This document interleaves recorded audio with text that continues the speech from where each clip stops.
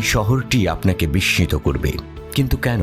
সেই প্রশ্নের উত্তর পেতে চোখ দিতে হবে একটি গবেষণায়।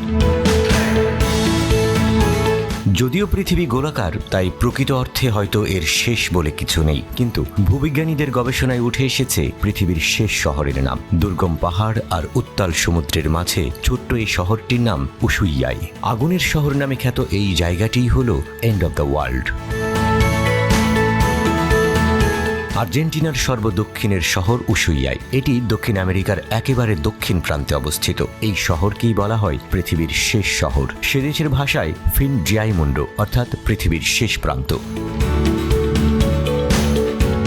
অপরূপ সৌন্দর্যে ঘেরা শহরটির এক পাশে রয়েছে মার্শাল পর্বত আর অপর পাশে বিগল প্রণালী। ছোট্ট এই শহরটিতে বর্তমানে জনসংখ্যা 57,000। একে আগুনের শহর বলা হলেও এটি মূলত ঠান্ডার একটি শহর। আয়তনে 23 বর্গ কিলোমিটার। শহরটিতে গ্রীষ্মেও তাপমাত্রা কখনো 12 ডিগ্রি সেলসিয়াস, আবার কখনো বা হঠাৎ করেই 20 ডিগ্রিতে নেমে আসে। এখান থেকেই দক্ষিণ মেরুতে যাওয়ার সব জাহাজ ছাড়ে। আন্দিজ পাহাড়ের মাঝে এই অঞ্চলটিকে বিখ্যাত পর্তুগিজ আবিষ্কারক ম্যাজেনালি টিয়েরা দেল ফুয়েগো নাম দেন।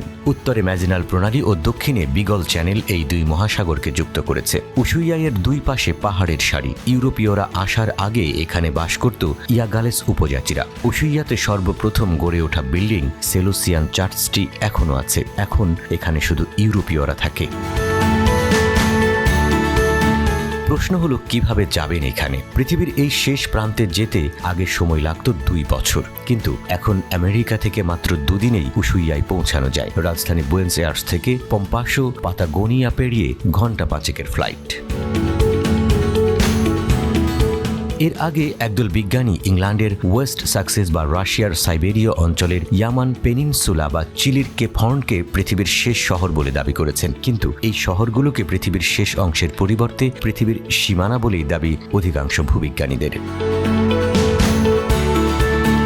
পর্যটন নির্ভর এই শহরটি একসময় কারাগার ও নৌঘাঁটাই হিসেবে পরিচিত ছিল, যদিও এখনও এখান থেকেই দক্ষিণ মেরুতে যাওয়ার সব জাহাজ ছাড়ে। 1873 সাল থেকেই আর্জেন্টিনা সরকার সেখানে এদেশের রাজনৈতিক বন্দীদের নির্বাসন দিতে শুরু করেন। তবে নানা বিতর্কের পর 1947 সালে এই প্রথা বন্ধ হয়। পুরনো জেলটি এখন ঐতিহাসিক মিউজিয়াম হিসেবে শহরটিতে দাঁড়িয়ে আছে।